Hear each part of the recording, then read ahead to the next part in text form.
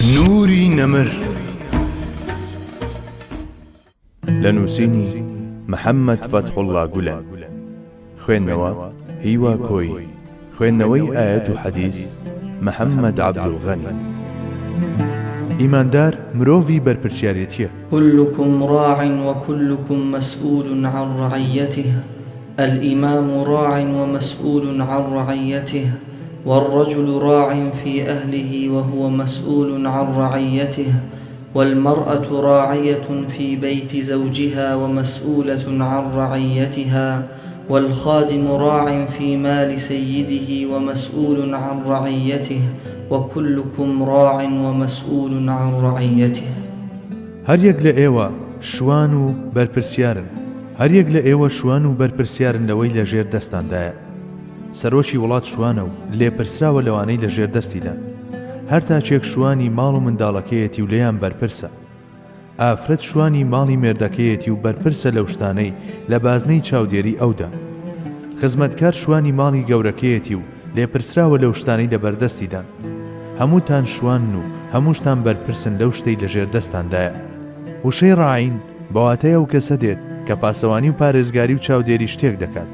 لە زمانی عەرەبیدا بە شوان دەوترێ ئەلڕاعی. هۆکاری ئەمەش دەگەڕێتەوە بۆ ئەوەی کە شوان لە سەلامەتترین و گونجاوترین لە وەرگادا ئەو ئاژەڵانە دەلەوەڕێنێ کە خراونەتە ئەستۆی و لە ئاژەڵی درەندە دەیان پارێزێت و لە حاڵێکیشدا ئەگەر تووشی شتێک ببن ئەوە دڵسۆزانە لە نزیکەوە گرینگیان پێدەدات. لە دەمی ڕاپەڕاندنی ئەم ئەرکە پیرۆزەشدا سازگاری فیترەتی دەپارێزێت و هەموو کاتێ خۆی لە دزینی نامەردانە بەدوور دەگرێت. هەروەها لە سایە ئەو هەستی شەفەقەتە قوڵ و بەزەیە فراوانەیدا کە بەرامبەر بەڕانەکەی لە دڵیدایە بە ئازاریان ئازار دەچێژێ و بە خۆشیشیان خۆشحاڵ دەبێت. جائیتر پەیوەندی نێوان سەرۆکی وڵات و هاوڵاتیانیش لە ڕوێکەوە لەم پەیوەندی دەچێت. هەر بۆیە ئەرچی سەرشانی سەرۆکی وڵات و نوێنەرەکانیەتی لە بازنەی جیاوازیەکانی کارگێڕیدا بێگومان هەریەکە و بە گوێرەی ئاستی خۆی کە ئاگیان لە هاوڵاتیانی ژێردەستیان بێ و لە شین و شادیدا هاونشینیان بن و دوا ڕۆژی گەشیان بۆ دابین بکەن و چارەسەر بۆ کێشەکانیان بدۆزنەوە. هەمان پەیوەندیش لە نێوان سەرۆکی خێزان و ئەندامانی خێزانەکەیدا بەرچاو دەکەوێت. وەک چۆن سەرۆک خێزان بەرپرسی یەکەمە لە دابینکردنی خەرجی و پۆشاک و نیشتەجێکردنی خێزانەکەی لە جێگەی گونجاودا، هەر بەو جۆرەش بەرپرسیارە لە پەروەردە و فێرکردنیان و جوان مامەڵە لەگەڵکردنیان و دەستەبەرکردنی بەختەوەری دنیا و دواڕۆژ بۆیان. هەمان حاڵەت بەسەر مامەڵەی نێوان ژن و مێردیشدا دەچەسپێ، ئەوە تا ئافرەت لە هەڵسوڕاندنی کاروباری ناوماڵ و پاراستنی سەروەت و ئابڕوو و ناموسی مێردەکەیدا هاوشێوەی ئەو شوانەیە کە بەرپرسی ڕانەکەیەتی. پاراستن و چاودێریکردنی خزمەتکار بۆ ماڵ و مڵکی گەورەکەی و ڕۆڵەش بۆ سەروەت و ناموس و کەسایەتی باوکی دەکرێت هەر لە هەمان چوارچێوەی ڕائین و ڕعیەتدا خوێندنەوەی بۆ بکرێ. تەنانەت دەکرێت بوترێ لە دیدی ئیسلامدا هیچ مرۆڤێک نییە گەیشت بێتە ئاستێکی دیاریکرا و لە بەرپرسیارەتی و خۆی لە بازنەی ڕائین و مەڕعیدا نەبینێتەوە. تەنانەت ئەگەر شوانێک هیچ ڕعیەتێکیشی نەبێ کە ئاراستەی بکات ئەوە هەر بەرپرسیارە. بەڵێ هەموو کەس ناچارە نەفس و عەقڵ و تەواوی هەست و ئەندامەکانی هەروەک ئەمانەت بپارێزێت و چاودێریان بکات. لەناو هەموو ڕژێم و ئاینەکاندا ئیسلام تاکە ڕێسای ژیانە کەوا ئەرک و بەرپرسیارەتی هەموو تاکێکی هەر لە سەرۆکی وڵاتەوە تا دەگاتە خزمەتکاری ماڵێک بە بچووکترین وردەکاریەوە دیاری کردبێت. ئەمەش لە سەردەمێکدا کە تەنانەت کەس خەونی بە دیموکراسیەتەوە نەدی بوو. جابۆیە هیچ ڕژێمێک نییە لە دنیادا بتوانێت لەم بوارەدا چێبڕچێ بکات. ئەوە تا پێغەمبەری ئیسلام سەڵات و سەلامی خوای لەسەر بێ دەفەرموێ سەرۆکی وڵات بەرپرسە. اینجا بە دوایدا بەرپرسیارەتی و سنووری بەرپرسیارەتەکانی هاودەم لەگەڵ ئەرک و فەرمانبەریەتیەکانیدا یەک بە یەک ڕیز دەکات. ئەرک و بەرپرسیارەتی ئافرەت و پیاویش وەبیر دێنێتەوە و لە کۆمەڵە مەیدانێکی جیاجیادا کۆمەڵە بەرپرسیارەتێکی دیاریکرا و دەخاتە ئەستۆی هەریەکەیان. قسە لە بەرپرسیارەتی باوک بەرامبەر ڕۆڵەکەی و ڕۆڵەش بەرامبەر باوکی دەکات و تیشک دەخاتە سەر ئەرک و مافی هەردوو لایەن. خۆ ئەگەر ڕەوتی پێشکەوتنەکانی جیهان بە هەند وەربگرین ئەوە دەبینین کە هەر لە سەردەمانێکی زۆر دێرینەوە قسەی لەسەر ئەرک و مافەکانی خزمەتکار و کرێکار کردووە. بەمەش بە ماوەیەکی زۆر بەر لە شڵەژانە کۆمەڵایەتیەکانی نێو مێژووی مرۆڤایەتی ڕێگە چارەی دروستی بۆ گرفتێکی کۆمەڵایەتی پێشکەش کردووە. ئەمەش دەربڕینێکی تری پێغەمبەرانەیە کە هەر لە مافی دوولایانەی سەرۆکی وڵات و هاوڵاتیەکانیەوە بیگرا کە زۆربیان لە ئەلەحکام سڵتانیەدا باسکراون تاوەکو مافی ڕۆڵە و دایک و باوک لەوێشەوە تا دەگاتە مافی ژن و مێرد و خاوەنکار و کرێکار هەر هەمووی بە چەند وشەیەکی کەم دەربڕیوە. ئەمە لە کاتێکدا کە هەر یەک لەم بابەتانە لە کتێبە فیقهی و سەرچاوە ئەخلاقی و پەروەردەییەکان و تۆمارە کۆمەڵایەتی و یاساییەکاندا هەر یەکەیان پانتاییەکی فراوانیان داگیر کردووە.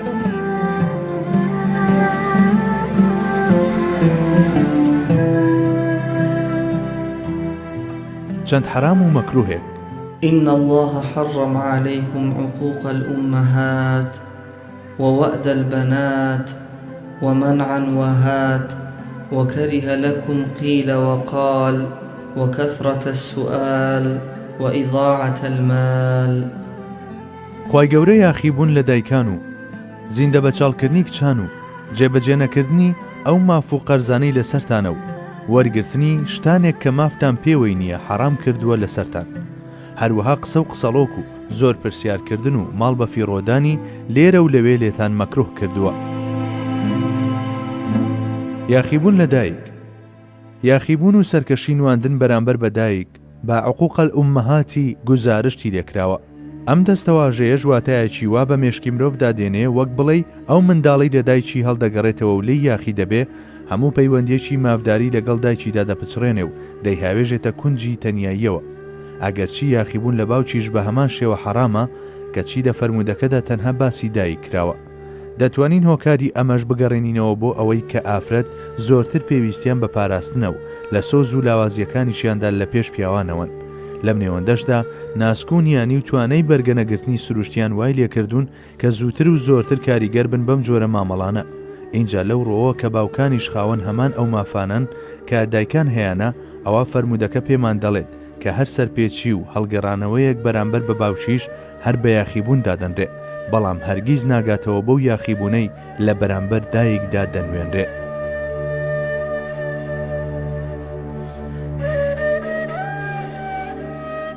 زیندە بە چاڵکردنی کچان. زیندە بە چاڵکردنی کچان لە سەردەمی جاهیلیدا بە دەستەواژەی وعەدە بەناتی ئاماژەی بۆ کراوە. لەو سەردەمەدا لە هەندێک ناوچەی دیاریکرا و لە نێو هەندێک توێژی دیاریکراوی کۆمەڵگەدا زۆرینەی ئەو کۆرپەکیژانەی داهاتنە دنیاوە هەروە بە زیندویی دەخرانە ژێرگڵەوە. هۆکار و پاڵنەرەکانی ئەم نەریتە درڕندانەیە جۆرا و جۆر بوون. هەندێکیان بە پاڵنەری غیرەتێکی سەیری نەفامیانە، هەندێکی تریش بە بیانووی سەختی بژێوی ژیان یان لە ترسی ئەوەی نەبادا لە ڕێگەی کچەکەیانەوە سەرۆت و سامانەکەیان بکەوێتە دەستی بێگانە. هەندێکیشیان تەنیا لە بەردەمارگیری خێڵەشی دەستیان دەچۆ ئەم کارە قێزەوەنە. هۆکار و پاڵنەرەکانی ئەم کارە هەرچیەک بوو بێ کارێکی دزێ و درڕندانە بووە و دەبوایە بەری پێبگیرە، بەریشی پێگیرە. بۆیە دەبینین قورئانی پیرۆز و سنەتی سەحیحی پێغەمبەری خوا صلی الله علیه وسلم بە شێوەیەکی چڕ و پڕ لەسەر ئەم بابەتە هەڵوێستەیان کردووە.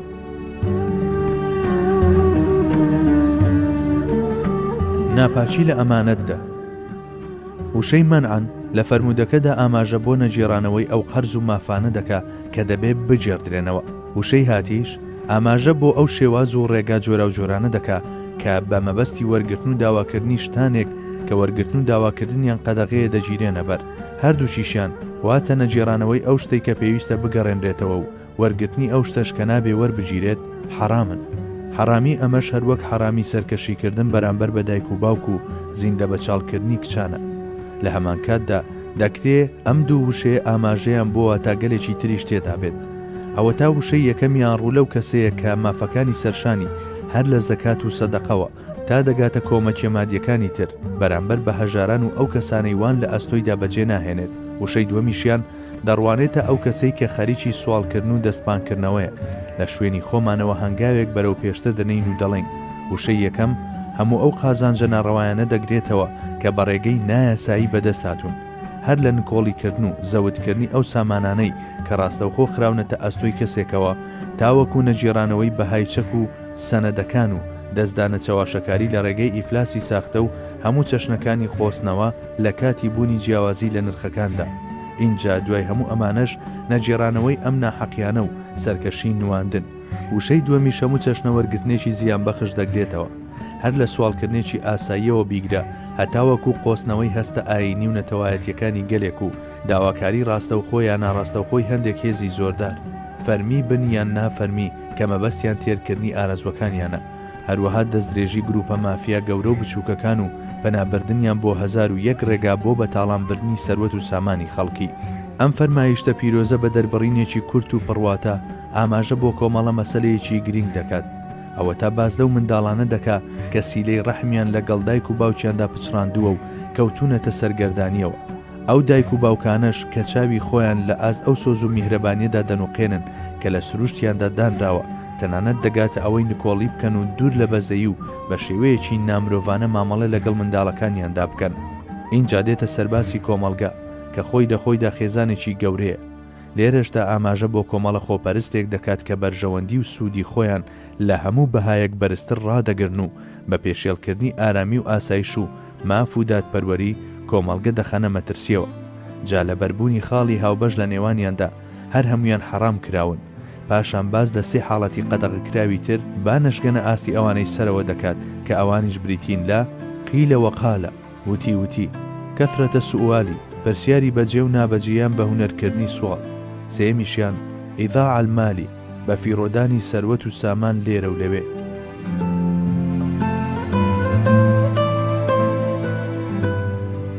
قسە و قسەڵۆک. قیلە وەقالە بەواتای قسە و قسەڵۆک دێت. ئێمە لێرەدا قسە لەسەر بنەڕەتی وشەکان ناکەین، بەڵکو دەمانەوێت کەمێک هەڵوێستە لەسەر ناوەڕۆکەکانیان بکەین. قسە و قسەڵۆک بەو قسانە دەوترێت کە هیچ کەڵک و سوودێکیان نییە، نە بۆ دنیا نە بۆ ئاخیرەت، بەڵکو تەنها قسەی زیاد و ناپێویستن. قسەی لەم جۆرە جاچ لە شێوەی ئەو ئاخاوتنانەدا بێت کە هیچ پەیوەندێکیان بە خاوەنەکەیەوە نییە، یان لە چەشنی ئەو قسانە بێت کە لە سنووری قەدەغکراوەکان نزیک دەبنەوە. هەر کامێکیان بێت بە گوێرەی ئاستی کۆمەڵایەتی ئەوانەی بەم کارەوە خەریکن و بە لە بەرچاوگرتنی فراوانی گۆڕەپانی بڵاوبوونەوەکەیان هاوشێوەی ڕۆژنامە و بڵاوکراوە و تەلەڤیزیۆن لەو کۆمەڵگەیانەدا کە تاکەکانی لە کارکەوتوو خەڵکەکەشی بێ ئاسۆ و دوور لە ئامانجن بە دەردێکی کۆمەڵایەتی سامناک دادەنرێ. لەلایەکی ترەوە هەرچی چڵک و چەپەڵی کوشندە هەیە کە ئیسلام بە گوناهی نێوان لێوەکانی داناوە، هەر هەمووی لە شەتڵگەی ئەم قسە و قسەڵۆکانەوە چەکەرە دەکەن و گەشە دەسێنن. هەر بۆیە پێغەمبەری خوا صلی الله علیه وسلم قسەکردن یا قسە نەکردن دەخاتە ناو ئەو سێشتەوە کە لە یەک ئاسدا ڕێزی کردوون و دەفەرموێ: من كان يؤمن بالله واليوم الآخر فليقل خيرا أو ليصمت، ومن كان يؤمن بالله واليوم الآخر فلا يؤذي جاره، ومن كان يؤمن بالله واليوم الآخر فليكرم ضيفه. هەر کەسێ بڕوای بەخوا و ڕۆژی دوایی هەیە با قسەی چاک بکات یا بێدەنگ بێت. هەر کەسێ بڕوای بەخوا و ڕۆژی دوایی هەیە با ئازاری دراوسەکەی نەدات. هەر کەسێ بڕوای بەخوا و ڕۆژی دوایی هەیە با ڕێز لە میوانەکەی بگرێت.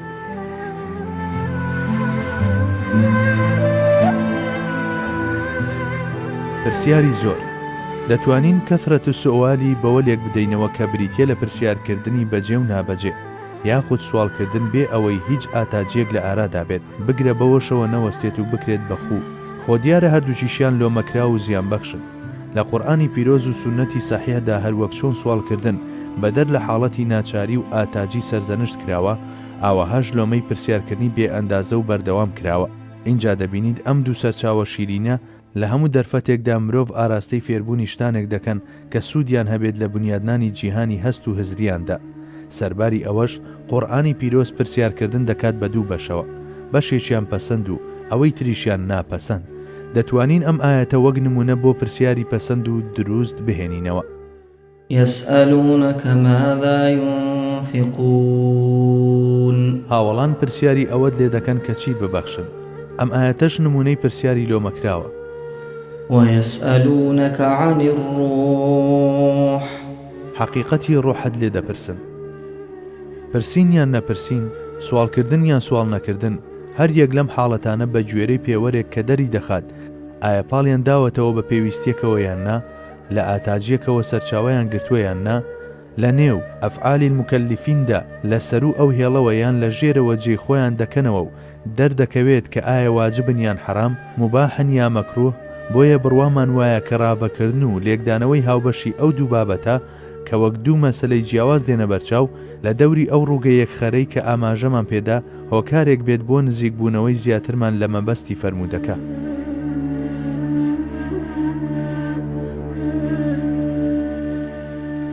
بە فیرۆدانی سەروەت و سامان. دەتوانین هێضاعەتە المالی بەوە پێناسە بکەین کە بریتیە لە بەهەدەردان و پەرش و بڵاوکردنەوەی سەروەت و سامان بە ملاو ئەولادا بەبێ ڕەچاوکردنی هیچ جۆرە سوودێکی مادی یان معنەوی، دنیایی یان ئاخیرەتی، کە ئەمەش بۆ خۆی دەردێکی کۆمەڵایەتیە. بەڵێ، بە فیرۆدانی سەروەت و سامان لە شتانێکدا کە هیچ کەلک و بایەخێکیان نییە، هەرچەندە لە سەرەتا داوا دەربکەوێت کە زیانێکە و بە تەنها لە خاوەنەکەی دەکەوێت، بەڵام لەو ڕۆوە کە ئەو کەسە لە دووتوێی سەروەت و سامانەکەیدا سەروەت و سامانی نەتەوەیشی بە هەدەرداوە، ئەوە ئەو هەڵە خەرجیەی کە زیانێکی هەندەچی و تاکە کەسی بوو دەبێت بە ڕووداوێک کە پەیوەندی بە هەموو گەلەوە هەبێت و زیان بە تەواوی کۆمەلگا بگەێنێت. لەگەڵ کۆتایی هێنان بەم بڕگەیەدا کە دەستپێوەگرتن و دروست خەرجی کردبووە تەوەری باسەکە و لە ڕۆژگاری ئەمڕۆماندا دارایی گرنگێکی زۆرە و واش دیارەکە لە داهاتوودا گرنگی و بایەخی زیاتر بەدەستێنێت، دەمانەوێت جارێکی تر ئەو قۆڵی و فراوانی و هەمەڕەنجێتان بخەینەوە پێشچاو کە ئەو سوڵتانی گوفتارە لە ڕێی هەڵبژارنی ئەو وشانەی بەکاریان دەهێنێت و ئەو جێیانش کە ئەو وشانەیان تیادا دادەنێت بەخشیونی بەوتەکانی.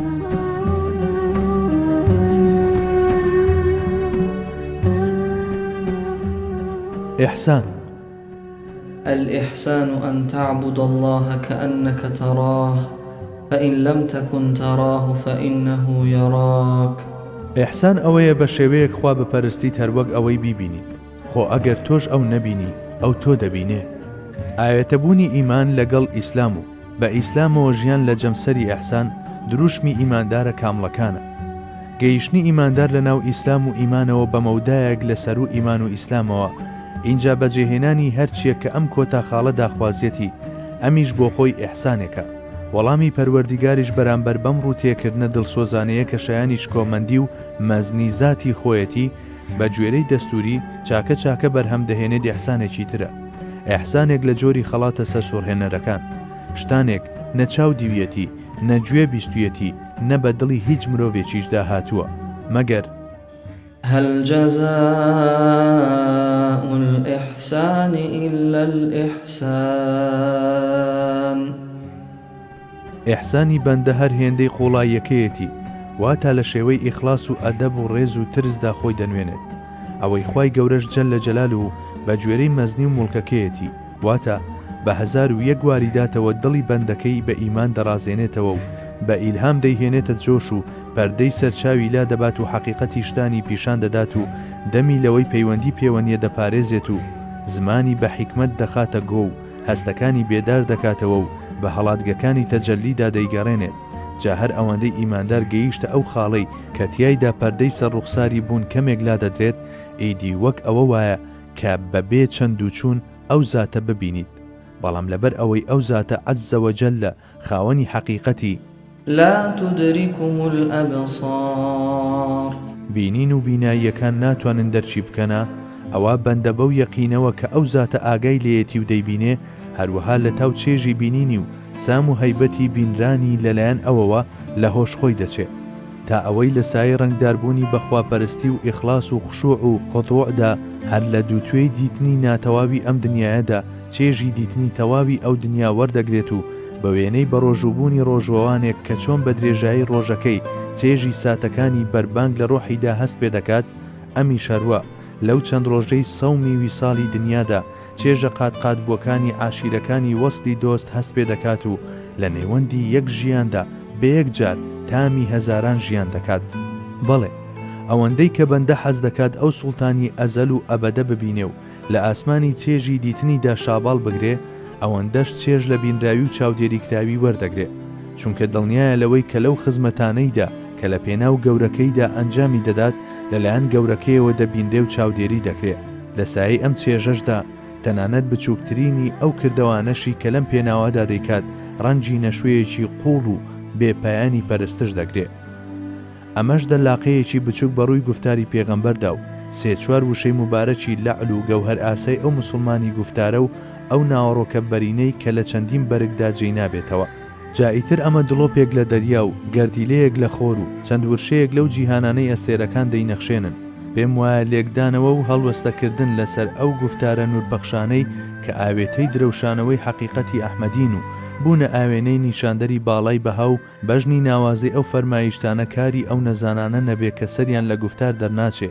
لە سەرەتا و کۆتاییشدا پشت بەخوای گەورە دەبەستین و لی دەپاڕینەوە کە لەم پڕچێشیەمان خۆش بێت.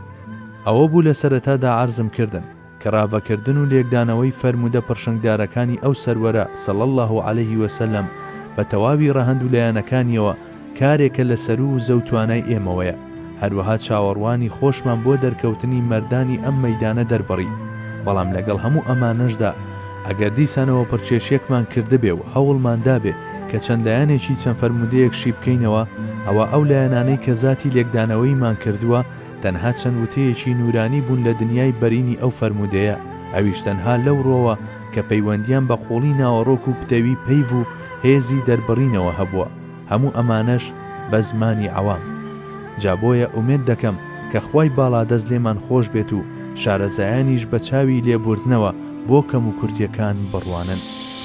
نوری نەمر